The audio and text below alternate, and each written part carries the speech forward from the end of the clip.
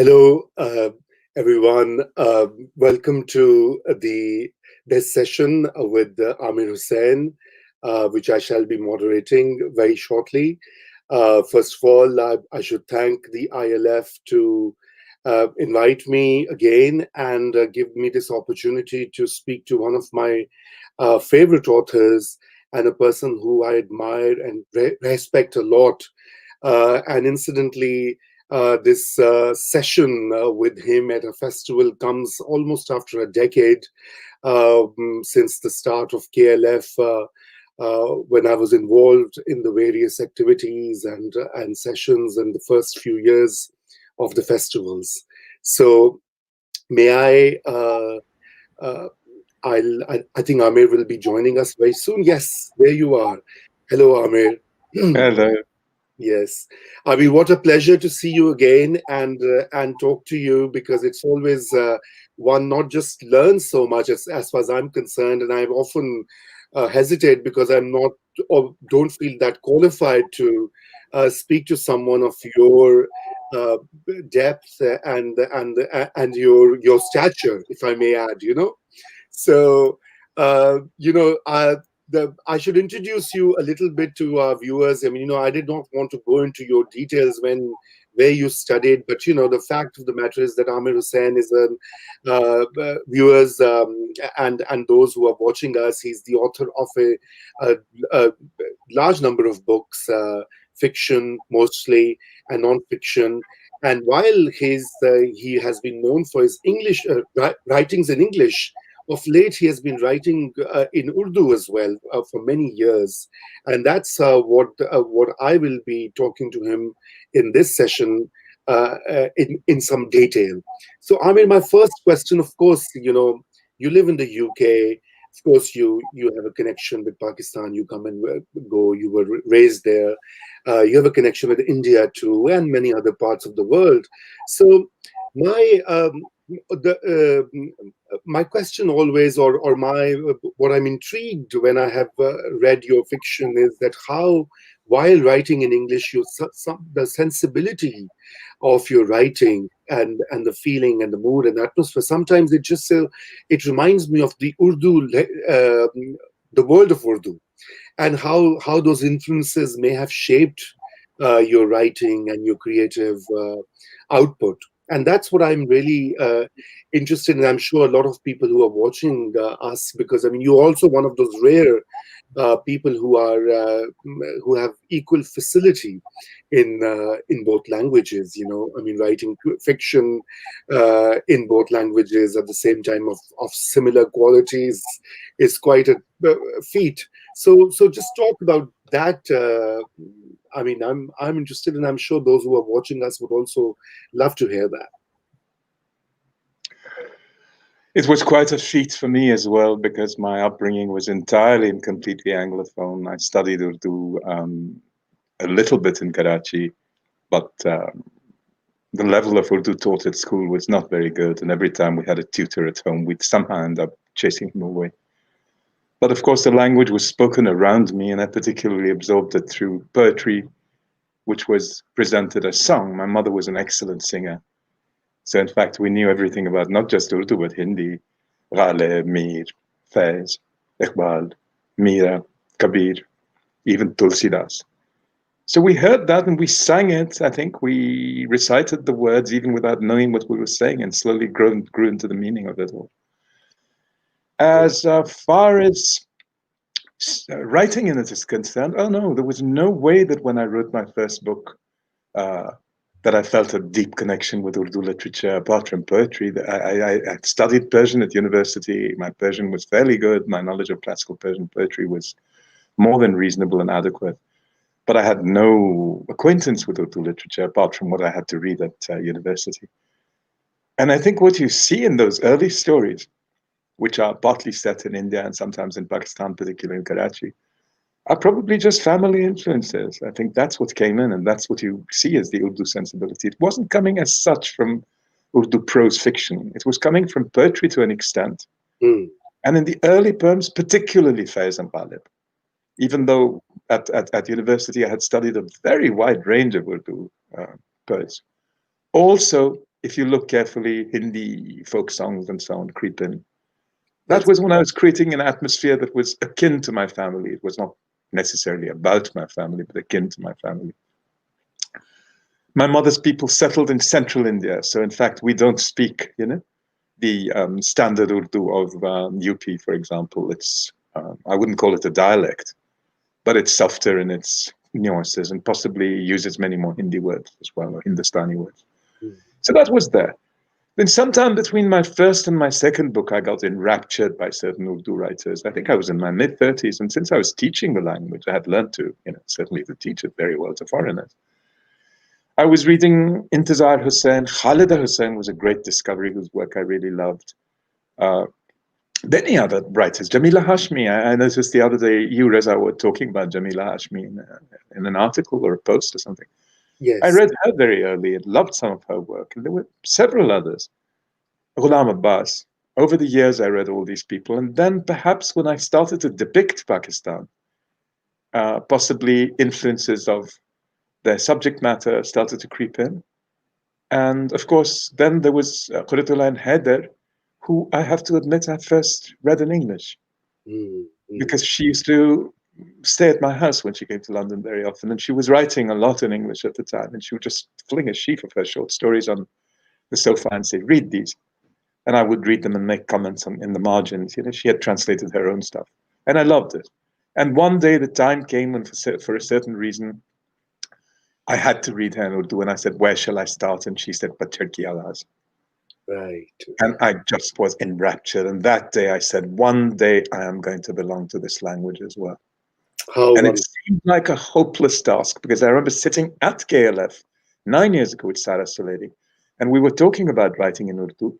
And when I first wrote in Urdu, a mutual friend of ours actually sent me the clip where I'm saying, I'm never going to be able to do it much as I want to. And the very next year I did. Yes, yes.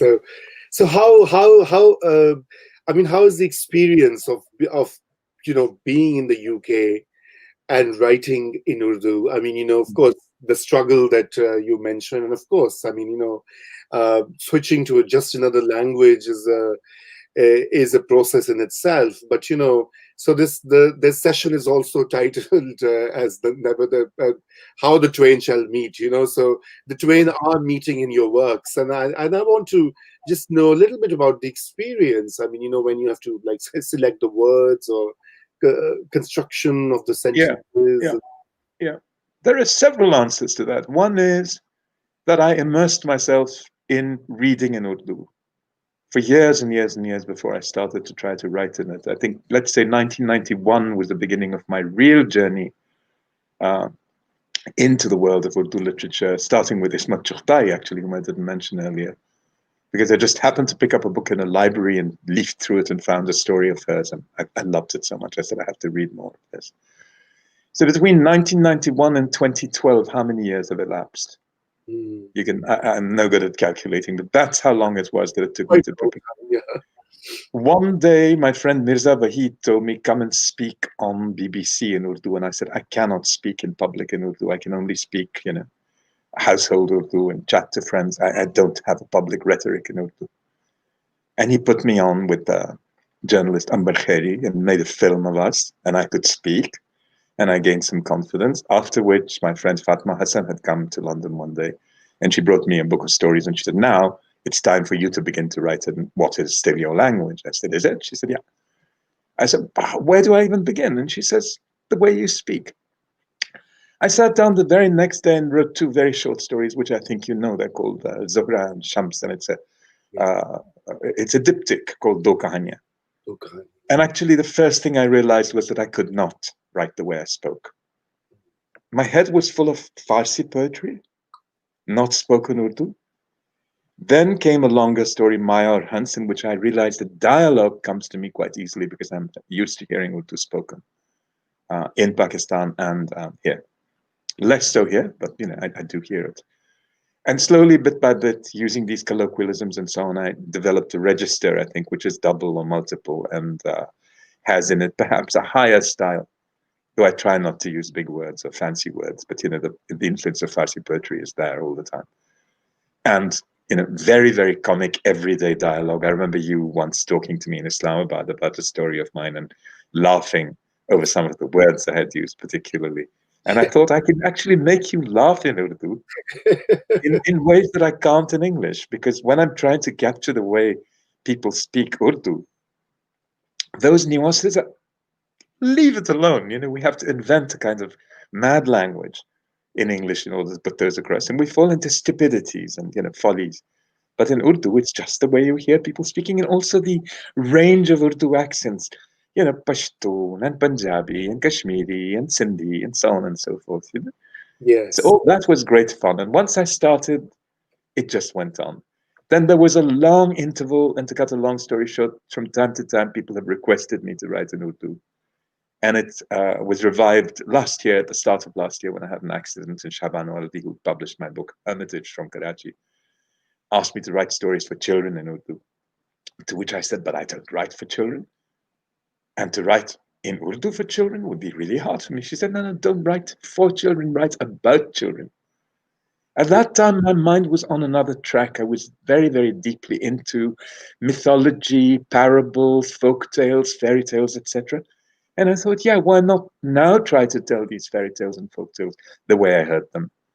But then I had developed enough confidence to write a language that was akin to spoken language, and with no fear of using Hindi words, some of which I have to tell you were then edited out and replaced by Urdu words by various people. But so that's the story. And then, as many of my books have done, this book just came about, and one day Shabana told me, I think you have, my publisher in Karachi, from Ushba Books, Mm. you have enough stories for a book. I said, no, it's going to be a very slim book by when I had written several more. And she said, yeah, but there are translations lurking about. There are 2 or 3 by Asif Farhi, there's one by Fahmi Daryaz, and the rest I want to do. I said, sure, that's lovely. And Yeah. so we had a book, 3/4 of which is of my original work, and Yeah. 1/4 of which is, in fact, tribute to dear friends of mine who've, encouraged me to be part of their world as a guest, perhaps. But Yes. they opened the door for me to enter, and I did, and I loved doing that. Lovely. No, I will come back to this. The Urdu writings, your relationship with Fehmi Daryaz, your inspiration, that you received from Annie, Kurtul, and Heather. But I just want to go back to the vast corpus of fiction in English, from your first collection, I think. Which was published in the early 90s, if I'm not 1993, end of 93, Mirror to the Sun. Mirror to the Sun, and then followed by this other Salt, 99. Insomnia, and then what we talked about nearly a decade ago, another Gulmohar Tree, which I really loved. So I just want to go back to Which is a short novel. Short, yeah, it's a novel, of course, yeah, but mostly the short story, many say, is very difficult to render and achieve. So can you talk a bit about that craft? I mean, how have you practiced it over the years, and how has it, even in your view and in your universe, it has evolved? It's such a mysterious question, because I was sitting with a very, very dear friend a few days ago, Mirza Bahid, who's a wonderful Kashmiri novelist, and he says, Aamer, how does one write a short story? And I said, how can I tell you? Because that's what I do. I can just tell you that a short story is not an abbreviated novel. It does not have all the cliches that you've been told, that it has to have a beginning of a certain sort and it has to have an end of a certain sort. What it has to have is an internal structure. Yes. It doesn't flow like a novel does. And when you use the word flowing about a short story, some stories might flow, but believe me, for me, the flow is not the important thing in the short story. When it starts to flow, then it becomes more, novelistic. It's all to do with rooms. If you take a box that has many chambers in it, that's the way I work. The box might have 3 chambers, it might have just 1, but I've always got other chambers hidden away in the box somewhere, secret chambers. And so, yeah, construction, architecture, architectonics, and shape are more important to me than plot. Yeah. I barely know what plot means, though when I do know what it means, I enjoy the idea of it. I mean, I talked about folktales, for example. Folktales have plots, but I would like to leave that to that Yes. particular genre. So Yeah. for me, it's shape and not closure. I don't think short stories need closure. People have this terrible feeling, particularly writers, young writers in Urdu, that there has to be a punchline at the end or a twist in the tail, the TALE, etc. Yeah. And I don't believe in any of those things. If they come, but don't force it. Right. Right. And And so, the language is of great importance. You of need to choose words very carefully for a story. So in fact, I cut as much as I write. So I mean, the economy of the enterprise, if I may call it that, So because I'm sure there are many aspiring writers here who'd like to learn about this, and that's why I'm kind of belaboring on this theme. Is so how do you when you choose the structure or the architecture as you called it? So I mean, how does the process work? I mean, I know there's also a cliched question. So many writers yeah, ask this no, question, that's right. but I have to do the moderation, right? I mean, Yeah, when I got very bored with writing, I mean, I loved writing another Golden Tree, which is really an outgrown short story. When it reached its limit as a short story, it became a novella because it was moving into another time scale and another time period, was shifting from London to Karachi, etc. I then started experimenting with how you could do this in short fiction. So I used structures like someone watching a TV drama but missing certain episodes, so the episodes are upside down, and the narrator is watching these, but he's also a part of the action because he's sometimes dreaming and sometimes trying to piece the story together. One story called The Tree at the Limit, these are all stories that I and the Swan's Wife, is based on an art exhibition, which is a kind of tribute to a 90-year-old Italian artist who's chosen to live in Pakistan, giving up her background entirely. So I started experimenting that way. Now, when we come to Urdu, I had an idea that emerged organically, which was to set the stories as much as possible in England or in Europe.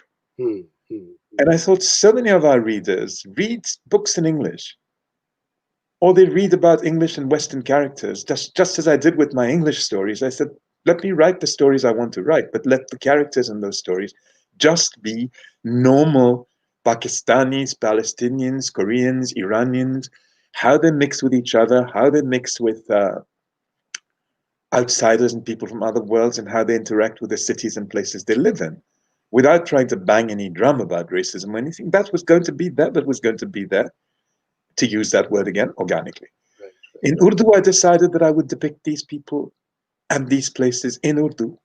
So I would do quite the opposite to what some writers from the East are accused of doing, which is of selling the East to the West. I thought I would give you the West in a box, the West as I see it. It wasn't entirely intentional, but I thought this might bring some originality to Urdu. There are many, many people, I've just been reading Hassan Askari hmm, and Quratullah Haider, who've written beautiful things set in the West. But they tend very often to be about very small groups of people, closely knit groups of people who are very much expatriates. Whereas mine tend to be more expansive because they mirror my life. I mean, I have spent much of my life away. I've been away 50 years from the subcontinent. This year was 50 years since I left the subcontinent. And I thought, let's do this, and it worked. And people actually didn't make too much of a comment about it. The only thing is, I make a comment when they say, what about you Western writers, of Pakistani origin, who sit about in foreign countries and borrow our stories and sell them to the West? And I say, no, I don't. I tell you stories very often that have, that's true. um, That's true. Asians interacting, Asians, and I mean Asians properly, Middle Easterns and others interacting with Europeans and with each other. Hmm, So hmm. that gives a different flavor to the stories. I do think that in Urdu I have experimented somewhat less with structure. Right, right. So, Claire Chambers is also here, and she commented very briefly saying why you use the word the phrase short novel and not novella, but you used both Yeah. for the wonderful another Gul Mohatri. I'm glad Yeah. there's another fan of that, right in the public domain. Mhm. Is there a distinction between the two terms, Amir? Or I don't really know. I think the Gulmohar is not a novella because it has two parts to it. oh It yes, has a long opening, a prologue, which doesn't have an immediate connection with the longer story. They connect somewhere towards the last third of the story. So the construction is not that of a novella. To me, a novella really means, and I come from an older, if you like, generation. A novella normally was a way of describing a rather long, overlong story, or outgrown story, mm, which was the title piece of a collection of stories. In order to make those collections saleable, they would call a story that was 30 or 40 pages long a novella. right. These days, novella has come to mean short novel Yes, to a yes. great extent. That's exactly. Well, thank you for taking that. And That's my take on it. And I certainly wouldn't call The Great Gatsby or uh, uh, White Sargasso novellas. I mean, I've seen lists of novellas in which I feel it's quite ridiculous to describe those as novellas. They're short novels. They're novels, just novels. Why should we even say short novel? In yeah, France or Italy, they would not make that distinction. This yeah, is something that has come up now with prize-giving committees and so on over the last 30 years. right, right, right. And so going back to the short story structure and the process, so I had a follow up question on that about the characters. So some of the characters, obviously many writers get inspired by their encounters, real life, Yeah, yeah. uh, Mm. personalities, but but and some are purely imaginary, I believe, right? As one, Mine? yeah, Yeah. yours. So how do you feel Both. about? Okay, okay. And do you think about them? Do you think a lot about them, or what are the? Yeah, the Femida Reaz always used to talk to me about composite characters. She said, "How does one make a composite characters?" Because mine seem to walk in from real life. And I said, "It comes very naturally to me because obviously what you observe is what's going to go into your characters." Hmm, So those composite characters were very often a part of my fiction. And when people said, "Oh, where did he or she come from?" I said, "Well, from living and meeting people." There've been times, and it's happened increasingly in I can speak of it in a little bit more detail later, that okay, I have used people almost exactly as they are in real life, and it's always with their permission. And in the case of their being dead, with their family's permission. And Zohra, for example, was somebody I knew very well and loved deeply as a friend, a younger friend. And she's just as she is. And now we have a great time actually discussing with some of my friends whether they're going to be called by their real names or by their imaginary names. And usually they're only called by an imaginary name if I give them some naughty little activity or action that they haven't performed in real life. But for the sake of the story, I want to put that in, or right, one that they don't particularly feel like discussing or having discussed. right, right, right. So Does that answer your question? yes, I think yes, yes, yes. It has. I mean, Just to carry on that theme for a second, there's a kind of alchemy of making real life into fiction. yes, Because what you do when you turn from real life to fiction is that you are cavalier about the dates, and you change incidents and you conflate them and you make something happen in one place where actually it didn't happen, or you place an event somewhere after or before it happened to you in real life. So the events are true, but they have been reordered to suit the story, got to come back to structure because they suit that structure better. And my yeah. novel, The Cloud Messenger, The Passenger, example of that, which really uses a huge amount of fiction interspersed with some real life storytelling. And the Cloud Messenger was published in 2011, if I'm not mistaken, right? So It was published in 2011, and it's my one and only novel. And no, also to call that a novella, as one or two people have done, is basically just stupid because it is not a novella. yeah, that's not a novella. I don't know. It is longer, much Not longer than. structured. So how was the how It's the was the? structure. Pardon, can you repeat? I said that's the structure of the book is not that of a novella. Mm-hmm. It's not that So, of a long short story. It's a novel, and because I struggled and suffered to create it, and realized that's not my natural genre. If I had said, "Oh, this is just an outgrown short story," which to begin with it was, I would then be happy to call it a novella. But it wasn't a novel that was, thought of in the tradition of certain novels that I've liked, or and also tried sometimes to break away from familiar structures or boring structures. right, right. So, and Taha Keher, who's also a very gifted writer, he's asking you a question: does the language you want to write in influence the characters you produce?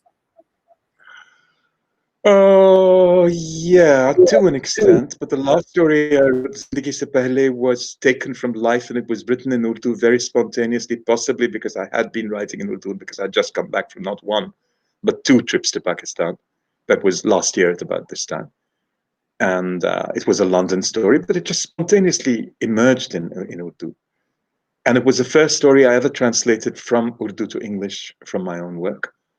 And it was almost identical in its English version, word for word. I just threw out a few lines and added a few lines because that's what one does when revises anyway. You're So right, right.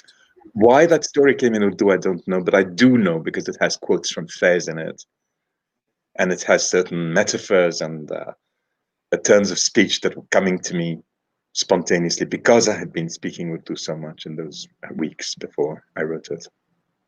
And those who are watching, I would like to remind that Zindagi Se Pehle has been published earlier this year in Karachi, so do get your copy.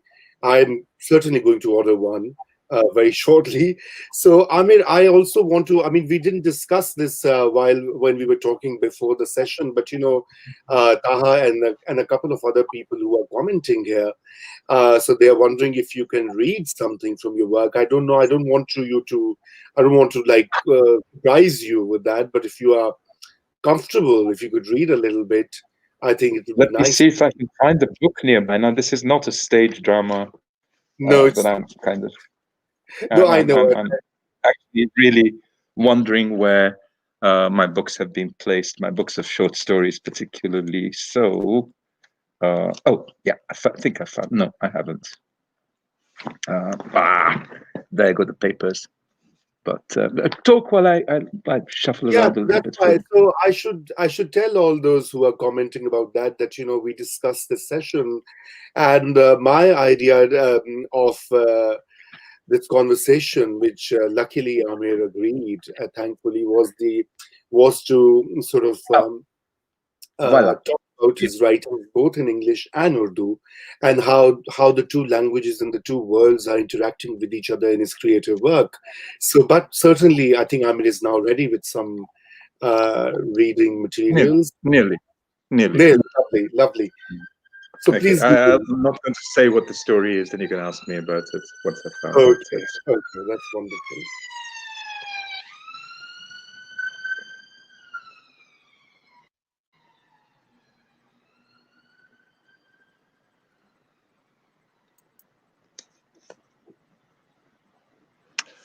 Sheikh Junaid had a disciple whom he favored above all the others.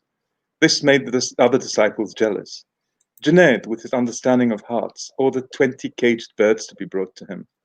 He summoned his disciples and said, "Each one of you must now take a bird to a place where no one can watch you.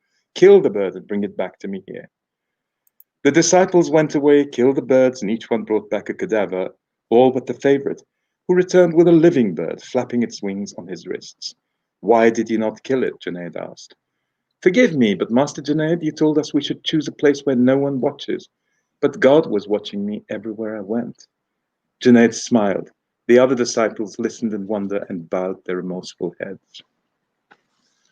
So that's one for you, and Lovely. let me read you one other very short one to give you another example of the various genres I dip into. And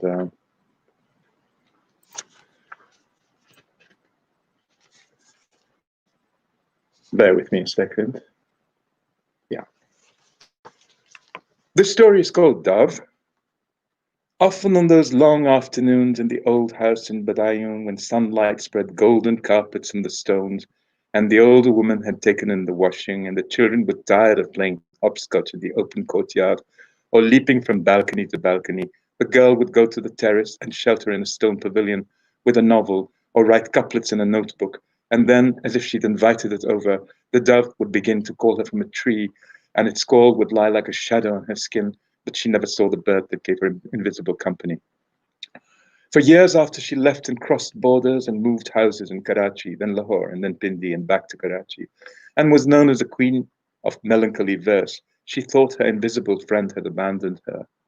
Yes, but once in a top-floor bedroom in a tall, empty house in Islamabad, paralyzed by strikes and demonstrations against a corrupt regime, as she stood looking out of a window of a flowering jacaranda, she heard the doves call from the tree's upper branches, and she wondered how its plaintive song could ever have seemed to be, to her, the harbinger of joys to come.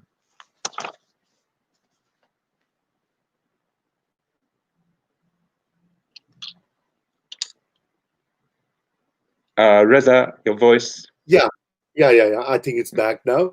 So yeah, thank you so much. I loved, what you read, and I'm quite sure that Sana and Taha, who had been commenting whether you're going to read, they're also equally pleased as I am. So I'll move on to my next. I hope so.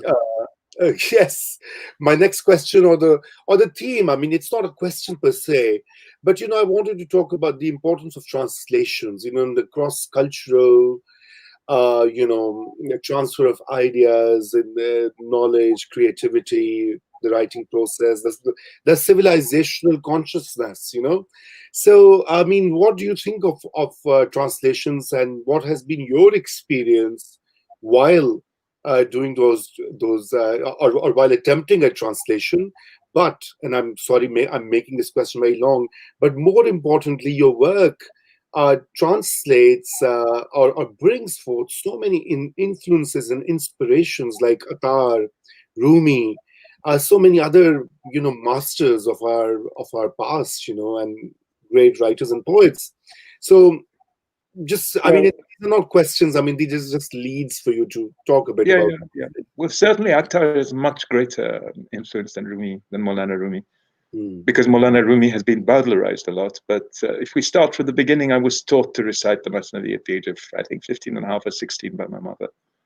Because we have the Persian language as a background on both sides of my family, but particularly my mother's side. So mother spoke Persian as a first language as a young girl.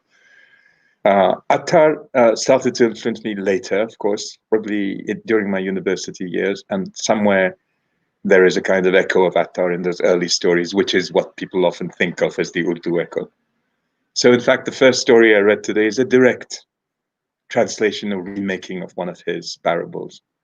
And the way I do it is I read it in Persian, and then I read a French version, and then produce it in English, just to be sure that I've got, everything right. And usually with Attar, I don't have to leave anything out or change anything. When I experimented with Maulana's work, I found sometimes I was leaving out the kind of what do you call it? It's what are things called in parables when they have a certain meaning. They give you a lesson. Yeah. The moral. I cut out the moral very often. Yeah. Or I add something where I feel like there's a gap, or I cut it out where I feel there's too much. But with Attar, I felt I didn't have to do that. I just chose those 5 stories by flicking through a book of Attar and putting feathers and just picking the stories as they came. I chose 7 and the 5 emerged, and that's what I did. Yeah. So yeah, that was a wonderful experience. I'd never done it before. I'd never tried to translate from Persian consciously. This was a conscious effort. The second piece is actually inspired by Ada Jafri's autobiography. So really, it was a question of relating something that she tells us, but in a completely different mode, which was as much influenced by the structure and sentences that came to me in English as by the story she told. So if you read what she wrote and what I wrote, it's in no sense a literal translation or even a rendition of her words. It's just that I have shamelessly stolen her story as a tribute to her. And that's why I think of Hermitage as a book in many ways, that's a collective enterprise. Because it's got Attar, it's got Rumi, it's got mentions of Adad Jafri, it's got a story about Shefta, part of which I took from history and part from his family, who happen to be very good friends of mine. And it's got my mother's diary in it of music. So I felt, this cannot be my autonomous work. It's the work of me as a listener, as an observer, as a witness. Right, right. Yeah, exactly. That's what I was referring to as translations when we were talking about, because I mean, Yeah. one is of course the literal one, but where you actually imbibe the influence or the or the theme or the underlying philosophy or moral fables or tales or mythology, Mm-hmm. Mm-hmm. and yeah, please, Sorry, I'll go on to another little anecdote. please do. Just a few weeks ago or a few months ago, I mean, this lockdown has made everything look so blurry in terms of chronology. I was asked to experiment with translating from a European language into Urdu, and I chose Italian, which is a language I'm closest to, in some ways as close as to Urdu. Certainly a big influence on my early writing years. And I translated two very short stories, again, about children, so things were coming together. And it was so wonderful, inspiring, inspirational to work with two languages which bypassed my colonial language, the language that has sort of sat on my head all my life, and not think in English at all, not have any recourse to English, to go straight from one language to another.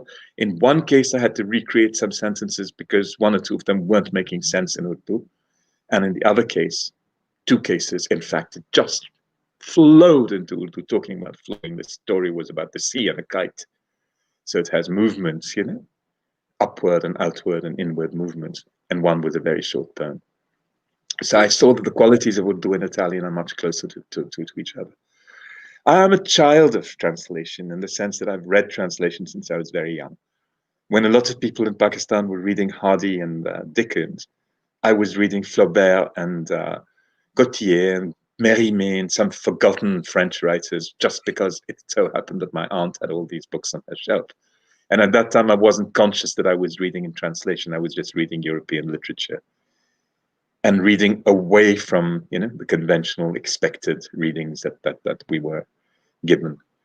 Then I came here and I started to be an avid fan of Japanese writing when I was young. So Tanizaki was a huge inspiration, and later still Chinese writing from the 1920s.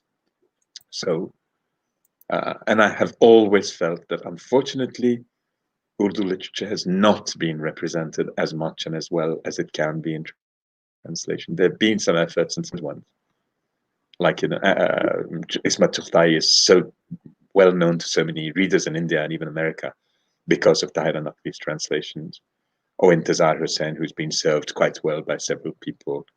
And I know people in India who adore him and are influenced by him. Gita Hariharan being one, a wonderful novelist, but she's only read him in English translation. Yes. So I can't be totally critical or dismissive of the enterprise of translating from Urdu, but I just don't feel that enough justice has been done to that language. Yes, yes. I mean, you preempted my question, and that's where I was heading about Urdu. The tragedy that so much such beautiful and important works in Urdu are still unavailable to a very large readership across the globe. And certainly, I mean, that's a separate conversation that we can have later. But I just want to basically. So Bela Raza Jamil, who's also in attendance at this session, and she's of course admiring the phrase "bypass my colonial language" translations from Italian. I can't read, which is I'm just being able to without my glasses. So she's saying, please share the titles. Are they published, or can you share a sample? They're going to be published very soon. The stories are called. What are they called? I think one is called Patangor Dostar Patang.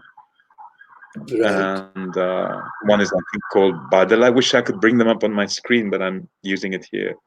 But Bella, I will send those to you. Just let me have your email address, and you'll have them by tonight. Yes.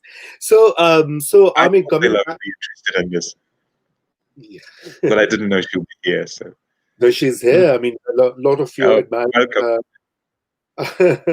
and I'm sure many more will watch this once it's uploaded on the YouTube and etc. You know, as it happens. So I just want to. So we earlier talked about the fact that you are now also getting published in Pakistan, right?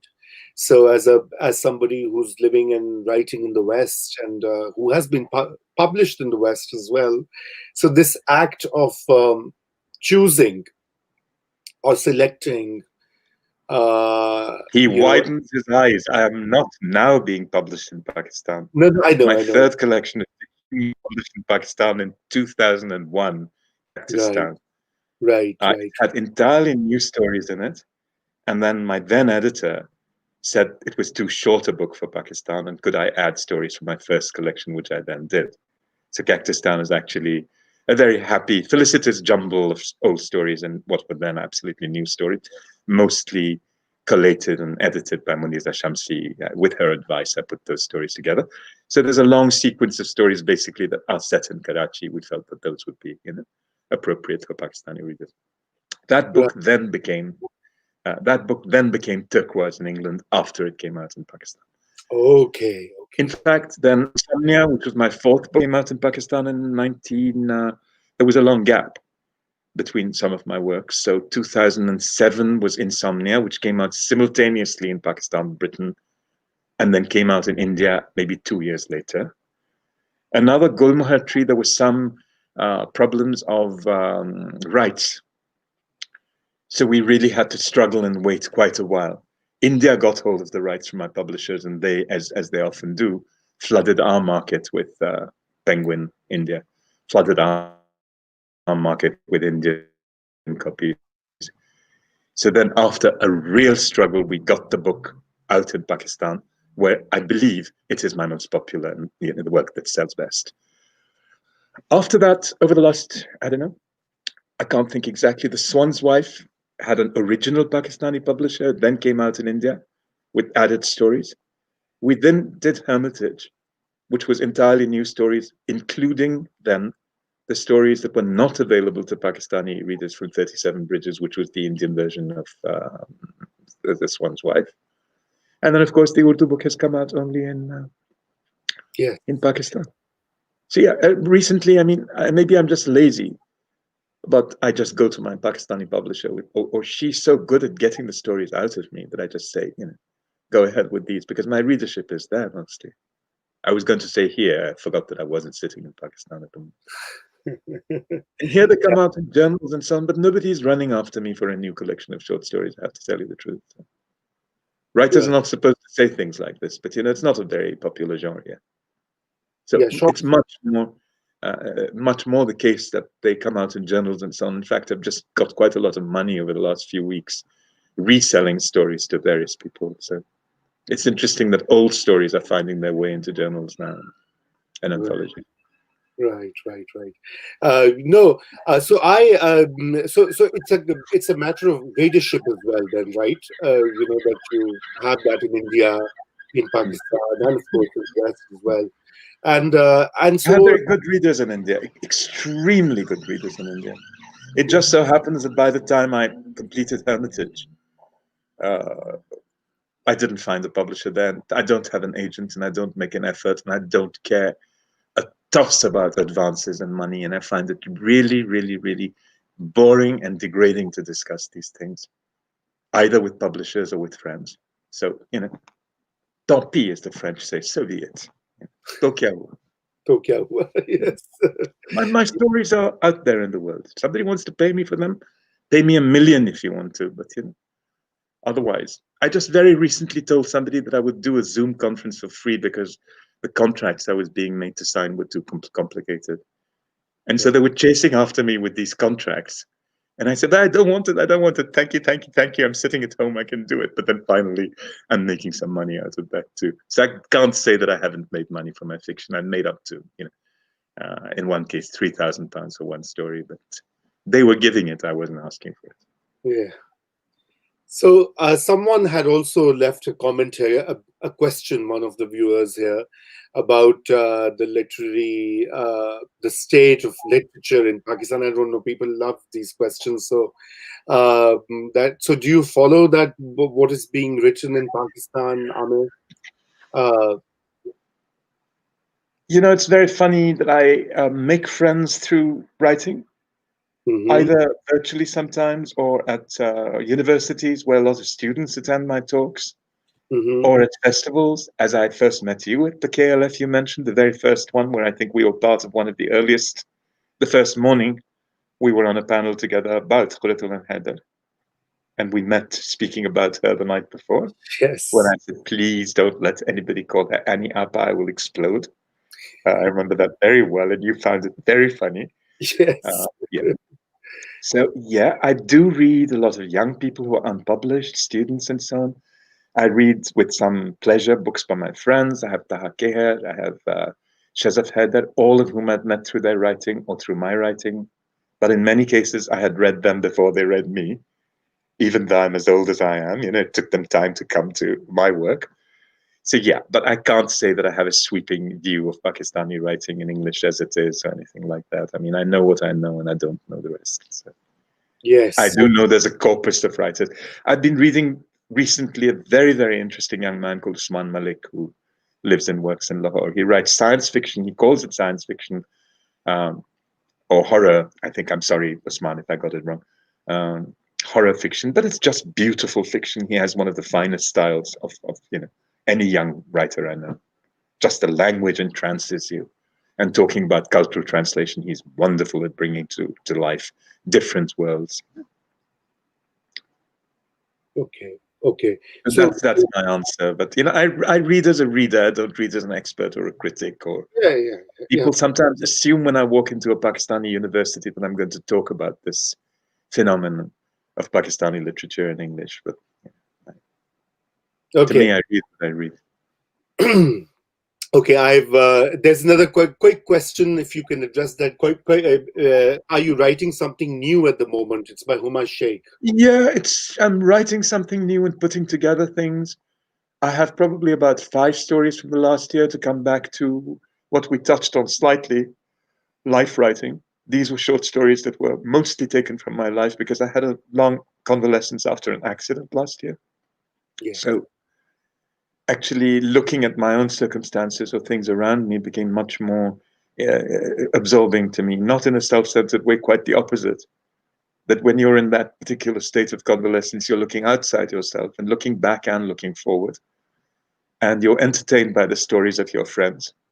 So I had friends from villages in Sindh and so on sending me their stories, like a boy who got completely involved with a pigeon and stuff like that. So those stories came. Some of them are literally from my life without any names changed or any circumstances changed. In other places, as I mentioned, as in Zindagi Se Pehle, I've changed names not to protect identities, but just to have a bit of liberty. So that's one section of the book. The other section of the book is some of my travel pieces, uh, a few of which have appeared in Dawn, a few of which have Yeah. not been collected because I never particularly intended to do a book of essays. And then I have some memoirs, which were published on commission and by request, which are about mostly writer friends, but in one case, my teacher, Mr. Shah, who I forgot to mention at the age of, I guess, when I was about 19 or 20, caught me by the ear and made me study Urdu at an evening class and then in his studio flat, where the way of studying Urdu was to drink tea in the morning and read Umrah Janada from start to finish. Hmm. And I got an A in my A level. So there's a short memoir of him. So it's really tributes to people. And my editor and I have thought of it as a kind of arc, which will be about my life and times, but in an aleatory way, not abstract, but not literal either, not a literal chronological set of memories. And I'm working on the last piece for that, or trying to work on the last piece for that. And just lockdown has robbed me of time, Reza. There are so many Zoom talks and so many people wanting advice or to discuss their work or to send me stuff that they've written. And there's my teaching, which is just once a week. And I just find that I don't have the concentration to sit and write the story. I will. And when that story is written, the book's done. Okay. And most of it is recent material. Yeah. Certainly No, everything dates from after 2012. But much of it is literally 2020, 2019 and 2020. oh, okay. I have a story called The Garden Spy, which has come out in an anthology edited by Taha and Sana, both of whom I think are listening. And they Yes. got it out of me, by hook or by crook, they got it out of me because I was, completely frazzled at the time, but I produced it, and I must say that I'm pretty pleased with that story myself. So, Right. So we are, I just want to now go back to my earlier questions, about the influences, and I think it is very important, Amir, that because you mentioned the panel that we met a decade ago at KLF. It was on Anyapa, but more importantly, what I've always and what I heard from Famida Riaz, late Famida Riaz, about your work and your writings. So I think it's the name Femi, that still makes me smile. I know. It'll be in the fitness of things for this panel, and its broader theme is that if you were to talk a bit about how both Famida's work and Qurratullah and Haidar's work, and you also mention Ada Jafri quite a bit, in your and she's also one of the recurrent sort of influences in your writings. No, I wouldn't say that Afri a recurrent influence because I read her memoir in Delhi. I bought it, I think, in Okay. 2006, and it took me years to read it. But that particular story, yes, it is very influenced by her. Okay. I do enjoy her work, but Fahmida was a personal friend. I think it was what you'd call friendship at first sight. I met her at a party at the house of another mutual friend, Roxana Ahmed, who's also a bilingual writer, writes mostly in English, but has translated some of the finest feminist poetry for Pakistan. And we just made friends, and we were having coffee at SOAS, where she wanted to use the library, and I took her because I used to teach there. And she just handed me Godavari to read, and I was just entranced by it. And I felt, I would love one day to write something like this, not an imitation of that, but with that intricacy and so on. Then a few years later, she wrote that very long polylogue, I'd call it, called Karachi. Karachi. Yeah, and that just stunned me so much. I said, now it's time to go home. I haven't been back for such a long time. So I came back to a devastated Karachi, not a flowering or blooming Karachi, just to discover what I had left behind. And what Fahmida and that book did for me was to make me completely lacking in nostalgia for the Karachi of my childhood and to be very much a part of the Karachi that I see when I come there. I mean, I can't claim at all to be an insider. I'm not. I come from here and I come as an outsider and I stay a few days and go away. But while I'm there, I feel at home and I, become more and more familiar with the ways and the etiquettes of Karachi, as it were. And of course, my career is so connected with that place, with the publisher, with talks I give, with university students I meet, and so on. So I owe that to Fahmida. As a person, she was lively, she was erudite, she had a fabulous knowledge of English fiction. I remember her sitting here in this very room, in this very place where I'm sitting now, and telling a friend of mine who's an English writer about an English story she loved, about a woman who burns a dress with an iron. And my friend Sheena Mackay looked at her and she said, "My dear, I wrote that story." Because Fahmida said Sheena McKay, and she said, "I'm Sheena Mackay, and I wrote that story." So I would like to add a storyteller's touch to it and say they got up and hugged and kissed each other, but I might be inventing that bit of it. It was a lovely moment, So Yes. Fahmida had that. I mean, she read Anna Kavan, and then later she was reading Rumi, and she was reading Attar, and she was reading Zoroastrian narratives, and Yes. she had such an erudition. It was incredible, absolutely. Her knowledge of mystic literatures and religious literatures and European writings and all sorts. She could also read Arabic. I was amazed once when she asked me to send her an Arabic edition of Afrat al-Qubba, which is the wedding song. And Arabic is a language I don't know. But I think she was translating the book or excerpts of the book into Urdu, and she wanted to see the Arabic, which most impressed me because we mostly do secondary translations, even from languages that are neighboring languages. Yeah. And then, that friendship grew year after year after year. And I saw her the last time, maybe 9 or 10 months after before she died. And then, sadly, I was invited to Pakistan, especially for a memorial talk about Femida at the IBA Afkar Itaza Festival.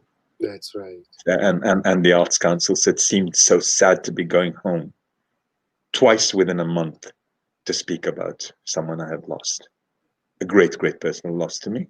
And in terms of literature, a huge loss to the whole world. Yes. And then I luckily could help slightly in getting her work translated into Spanish, and that's an excellent translation by Rocío Morones. Right. Right. And of course, I mean, I forborn to say that when I published in Urdu, Femida said, तुम सबके नाम ले रहे हो, मेरा नाम नहीं ले रहे, मैं तो कब से तुमसे कह रही हूँ कि उर्दू में लिखो. So she was extremely proud of it, very, very proud of it. Yeah, yeah. So yeah, I mean, this is so wonderful, and absolutely all the wide-ranging interests that she had about her, interests, and as you mentioned, the Zoroastrian readings, and for her last novel, Kilai Faramosh, for which she did extensive reading, always most impressive, in terms of her both insight and quest for knowledge. Mm-hmm. She also wrote beautifully in English, and I twice had the privilege of publishing stuff written originally in English by her. Yeah. Once in Critical Muslim and once in my anthology Hoops of Fire. Yeah. She had a great facility. So anyway, I just have a last question. Not from me, but another participant here who says it's always refreshing to hear you. If you could please comment on the way fiction writers, especially from the diaspora, end up getting influenced by the publishing market, but not you. Do you consciously avoid becoming a product of the publishing market? I've been told that publishers and editors nag their writers to produce stuff, but I'm convinced that our writers actually write what they want to write. There's a handful of them that became ultra famous, and a few of them happen to be extremely close friends of mine. And I find them completely genuine in their impulse to do what they want to do. It so happened that they started trends because they were telling stories that were close to them. And then the West happened to want those stories, so they continued. With me, I've never been part of any mainstream, but I live in England. Many of my friends are English writers. They always appreciated what I did, so I never had this problem of worrying about markets until much later, when I was told at some point that I wasn't, after 2 books sold very well, the 6th or 7th book was not selling very well. Why had I changed direction, or why did I not write another novel? Maybe the short story was falling. But I always wrote to please myself. Having said which, when I began, there were themed anthologies in which my first short stories appeared. So I was always being told, write about God, or write about exile, or write about diaspora, or one subject or another. And I was cherry-picked for that. When I taught, I was often asked if I would teach a course on Caribbean fiction. I said, why Caribbean fiction? Where am I connected? Oh, but you are. I said, I'm what? A person of color? But I live in this country and I read English fiction. Ask my students what I teach them. I teach them world literature with an emphasis on writings in English.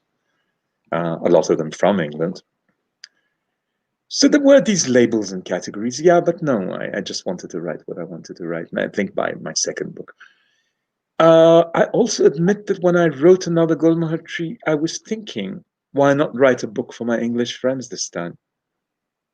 And have an English heroine, because it was my way of presenting my affection for this country, or the people of this country. I mean, apart from it being beautiful, the people mean and have meant a lot to me.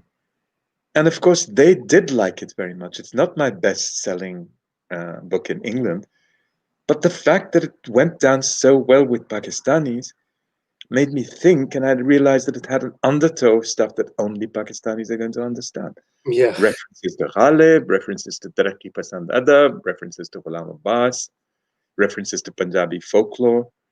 The English read it, but they read a flat text, and they read, the character of Lydia as one of them, and they like her, or they like the hero Usman as someone who has a great moral integrity. But the Pakistanis, of course, relate to it on so many different levels. So that, I'm saying, unintentionally became a Pakistani novel.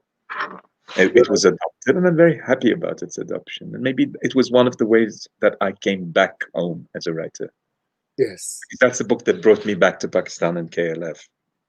That's right. That's right. So, Aamer, we are now out of our time. I think the session has to end. Thank you very much for being Thank you, here, Raza. for the wonderful meditations, reflections, and answers to some of my inane questions. No, not at all. It's a delight. But thank you, and It's always a delight and a pleasure to talk to you. yeah, and we shall meet soon, inshallah. Inshallah. Okay. Okay.